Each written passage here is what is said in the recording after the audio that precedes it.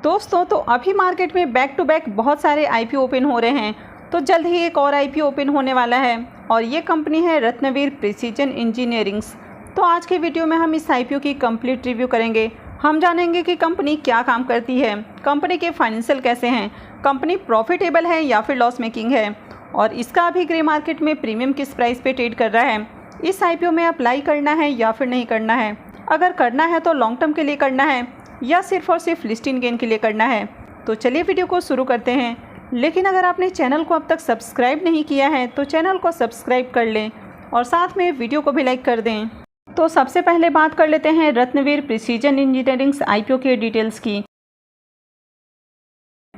तो आईपीओ के डेट्स की बात करें तो आईपीओ 4 सितंबर यानी कि कल से ही ओपन हो रहा है और ये 6 सितंबर को यानी कि वेडनेसडे को क्लोज होने वाला है। फेस वैल्यू 10 रुपये पर शेयर है और बुकिंग प्राइस 98 रुपीज़ है।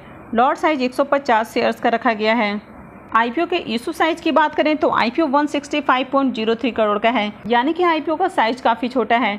यहाँ पर 135.24 करोड़ रुपए के फ्रेश इशू हैं और 29.79 करोड़ का ऑफर फॉर सेल रखा गया है और ये एक मेन बोर्ड आईपीओ है। तो कंपनी बीएससी और एनएससी पे लिस्ट होने वाली है।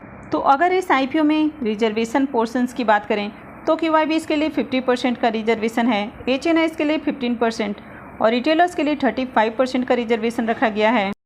तो चलिए अब कंपनी के बारे में जान लेते हैं कि कंपनी क्या काम करती है और कंपनी के फाइनेंशियल कैसे हैं। तो अगर इस कंपनी के बारे में बात करें तो कंपनी का नाम है रत्नवीर प्रिसीजन इंजीनियरिंग्स लिमिटेड और ये कंपनी 2002 में इनकॉर्पोरेट हुई है, यानी कि कंपनी को करीब 21 सालों का एक्सपीरियंस है और कंपनी स्टेनलेस स्टील के sheets, washer, solar roofing hooks, pipes और ट्यूब्स बनाती है। तो ये कंपनी जो स्टेनलेस स्टील के प्रोडक्ट बनाती है तो इसके कारण इनका जो लाइफ है वो हमें अच्छा देखने को मिलता है, यानी कि कंपनी के जो प्रोडक्ट हैं वो हमें लाइफ लॉन्ग देखने को मिलते हैं। इसके साथ ही इनका यूज़ डिफरेंट इंडस्ट्रीज़ में हमें देखने को मिलता है, जैसे कि ऑटोमोटिव इंडस्ट्री है, सोलर पावर है, विंड एनर्जी है, पावर प्लांट है, ऑयल एंड गैस है, फार्मास्यूटिकल है। तो जो अलग अलग तरह के इंडस्ट्रीज़ हैं वहाँ पर इनके प्रोडक्ट की रिक्वायरमेंट रहती है। तो कंपनी जो प्रोडक्ट बनाती है तो इसका वाइड रेंज ऑफ इंडस्ट्रीज़ में यूज होता है। अगर करेंट की बात करें तो कंपनी के 4 मैन्युफैक्चरिंग यूनिट हैं और ये चारों के चारों इनकी मैन्युफैक्चरिंग यूनिट हमें गुजरात में देखने को मिलती है। तो अगर कंपनी के विज़न की बात करें तो कंपनी का विज़न है कि 2025 तक इनका जो टर्नओवर है वो 850 करोड़ होना चाहिए। तो कंपनी इसके ऊपर काफ़ी अच्छे से काम कर रही है और कंपनी काफ़ी हाई क्वालिटी प्रोडक्ट बनाती है, तो इसके कारण इसको काफ़ी सारे अवार्ड से रिकॉग्नाइज भी किया जा चुका है। अगर आप कंपनी के प्रोडक्ट देखें तो जैसे कि आप यहाँ पर देख सकते हैं कि कंपनी अलग अलग तरह के वाशर, रिंग्स, काफ़ी तरह के जो डिफरेंट प्रोडक्ट हैं और डिफरेंट इंडस्ट्रीज़ में इनका यूज़ होता है। तो जैसे कि आप यहाँ पर देख सकते हैं कि कंपनी काफ़ी अलग अलग तरह के प्रोडक्ट बनाती है। तो चलिए अब हम कंपनी के फाइनेंशियल देख लेते हैं कि कंपनी प्रॉफिटेबल है या फिर लॉस मेकिंग है। तो अगर कंपनी के फाइनेंशियल देखें तो यहाँ पर हमें 3 सालों का कंप्लीट फाइनेंशियल देखने को मिल जाता है। तो अगर एसेट की बात करें तो इसके एसेट में ईयर ऑन ईयर हमें ग्रोथ देखने को मिल रही है। कंपनी के रेवेन्यू की बात करें तो साल दर साल कंपनी का रेवेन्यू भी हमें बढ़ते हुए देखने को मिल रहा है।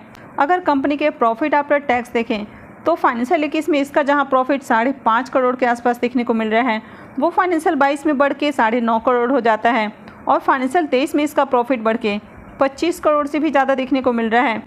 तो अगर देखें तो साल दर साल इसका जो प्रॉफिट है वो हमें 2 गुना होते हुए देखने को मिल रहा है।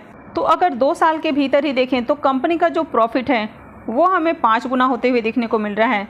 तो जहाँ फाइनेंशियल 21 में इसका प्रॉफिट 5.5 करोड़ के आसपास देखने को मिल रहा है वो अभी हमें 25 करोड़ के करीब देखने को मिल रहा है। तो यहाँ पर अगर आप देखें तो कंपनी के रेवेन्यू में बहुत ज़्यादा जंप देखने को नहीं मिल रही है, लेकिन इसके प्रॉफिट में काफ़ी अच्छी जंप हमें देखने को मिल रही है, यानी कि कंपनी अच्छे मार्जिन निकाल पा रही है। तो कंपनी के प्रोडक्ट में हमें अच्छा मार्जिन देखने को मिल रहा है, यानी कि कंपनी जो प्रोडक्ट बनाती है तो इसमें कंपनी अच्छा खासा मार्जिन निकाल पा रही है। तो ये किसी भी कंपनी के लिए काफ़ी अच्छी बात होती है। पर नेटवर्थ की बात करें तो यहाँ भी काफ़ी बढ़िया ग्रोथ देखने को मिल रही है। कंपनी के रिजर्व देखें तो साल दर साल कंपनी का जो रिजर्व है वो भी हमें बढ़ते हुए देखने को मिल रहा है। लेकिन अगर कंपनी के बोरोइंग्स को देखें, कंपनी का जो डेट है वो भी कंटिन्यू हमें इंक्रीज़ होते हुए देखने को मिल रहा है। तो ये किसी भी कंपनी की अच्छी बात नहीं होती है कि कंपनी का जो कर्ज है वो लगातार बढ़ रहा है। अभी अगर कंपनी के करेंट डेट की बात करें तो कंपनी के ऊपर 230 करोड़ का हमें डेट देखने को मिल रहा है, जो कि काफ़ी हेवी डेट हो जाता है। अगर कंपनी के रिजर्व देखें तो ये मात्र हमें 71 करोड़ देखने को मिल रहा है और कंपनी के प्रॉफिट 25 करोड़ है, लेकिन इसका जो डेट है वो इन दोनों के मुकाबले बहुत ज़्यादा देखने को मिल रहा है। तो अगर इसके डेट को छोड़ दिया जाए तो कंपनी का फाइनेंशियल हमें बहुत ही अच्छा देखने को मिल रहा है, लेकिन यहाँ पर बस एक ही नेगेटिव पॉइंट है कि कंपनी के ऊपर हमें हेवी डेट देखने को मिल रहा है। तो अगर इसके KPI की बात करें तो कंपनी का मार्केट कैप 475 करोड़ का है, यानी कि कंपनी बहुत ही छोटी है। IPO के ऑब्जेक्टिव की बात करें तो इसका पहला ऑब्जेक्टिव है funding the working capital requirements और दूसरा है जनरल कॉर्पोरेट पर्पस, यानी कि कंपनी IPO से जो फंड रेज करने वाली है तो उससे अपने कर्ज का भी भुगतान नहीं करने वाली है। तो इसका मतलब है कि कंपनी का जो कर्ज है वो आगे भी हमें कंटिन्यू देखने को मिलेगा। तो इसका मतलब है कि कंपनी आगे भी कर्ज में रहने वाली है। तो IPO के इम्पोर्टेंट टाइम टेबल की बात करें तो IPO कल से ही ओपन हो रहा है, यानी कि IPO 4 सितंबर से ओपन होने वाला है और IPO 6 सितंबर को क्लोज हो जाएगा। IPO का अलॉटमेंट डेट 11 सितंबर रखा गया है। रिफंड डेट 12 सितंबर होने वाला है। क्रेडिट डेट 13 सितंबर रहेगा और IPO की लिस्टिंग 14 सितंबर को होने वाली है। रत्नवीर प्रिसीजन इंजीनियरिंग IPO में बात करें तो IPO में 150 शेयर्स का लॉट है, यानी कि एक लॉट के ऊपर इन्वेस्टमेंट अमाउंट 14,700 रुपये होने वाला है। अभी कंपनी के प्रोमोटर्स की होल्डिंग देखें तो कंपनी के प्रोमोटर्स की होल्डिंग 86.3% है और IPO आने के बाद कंपनी के प्रोमोटर्स की होल्डिंग 55.48% रहेगी। तो चलिए अब ग्रे मार्केट प्रीमियम देख लेते हैं कि इसका प्रीमियम किस प्राइस पे ट्रेड कर रहा है और IPO से कितना प्रॉफिट हो सकता है। रत्नवीर प्रिसीजन इंजीनियरिंग IPO के ग्रे मार्केट प्रीमियम देखें तो इसका भी ग्रे मार्केट में प्रीमियम 48 रुपीज़ पे ट्रेड कर रहा है और IPO में लॉट साइज 150 शेयर्स का है। तो इसका मतलब है कि इस IPO से 7,200 रुपये आपको एक लॉट के ऊपर प्रॉफिट देखने को मिल सकता है। तो इस IPO से आपको 49% के करीब लिस्टिंग गेन देखने को मिल सकता है। तो अब बात करें कि इस IPO में अप्लाई करना है या फिर नहीं करना है, तो कंपनी का बिजनेस अच्छा है, कंपनी का फाइनेंशियल भी हमें अच्छा देखने को मिल रहा है। हालांकि कंपनी के ऊपर जो डेट है वो काफ़ी ज़्यादा है। अगर इसके ग्रे मार्केट प्रीमियम की बात करें तो ये भी काफ़ी हाई प्राइस पे ट्रेड कर रहा है। तो इस IPO में सबसे पहले तो लिस्टिंग गेन के लिए अप्लाई किया जा सकता है। अगर लॉन्ग टर्म की बात करें तो लॉन्ग टर्म में हालांकि कंपनी का बिजनेस अच्छा देखने को मिल रहा है, लेकिन कंपनी के ऊपर बहुत ज़्यादा डेट है। तो ऐसे में लॉन्ग टर्म में ये कंपनी थोड़ी सी रिस्की हो सकती है, क्योंकि अगर कंपनी के बारे में बात करें तो कंपनी का साइज़ भी छोटा है, यानी कि कंपनी छोटी है। लेकिन यहाँ पर कंपनी जो प्रोडक्ट बनाती है तो कंपनी एक नीश मार्केट पे फोकस करके अपना प्रोडक्ट बना रही है और इसके प्रोडक्ट की रिक्वायरमेंट काफ़ी सारे इंडस्ट्रीज़ में देखने को मिलती है। तो इसके कारण आने वाले समय में भी इसके प्रोडक्ट की डिमांड बनी रहने वाली है। तो ओवरऑल कंपनी का बिजनेस हमें अच्छा देखने को मिल रहा है। ऐसी कंपनियों में लॉन्ग टर्म के लिए भी इन्वेस्टमेंट आपको अच्छे रिटर्न बना कर देते हैं, लेकिन यहाँ पर कंपनी के ऊपर जो डेट है वो हमें ज़्यादा देखने को मिल रहा है और कंपनी का मार्केट कैप भी छोटा है, यानी कि कंपनी छोटी है। तो इसलिए लॉन्ग टर्म में ये थोड़ा रिस्की हो सकती है। तो यहाँ पर अगर आप रिस्क ले सकते हैं तो ही आप लॉन्ग टर्म के लिए जाएँ। तो इस IPO में लिस्टिंग गेन के लिए अप्लाई किया जा सकता है।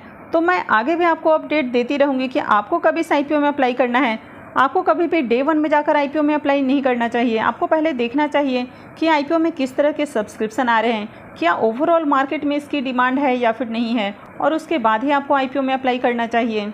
तो आई होप कि आपको वीडियो अच्छी लगी होगी। तो अगर आपने वीडियो को अब तक लाइक नहीं किया है तो वीडियो को लाइक कर दें और आगे भी इसी तरह की अपडेट से जुड़े रहने के लिए चैनल को सब्सक्राइब करके रखें। और वीडियो को अंत तक देखने के लिए आप सबका बहुत बहुत धन्यवाद।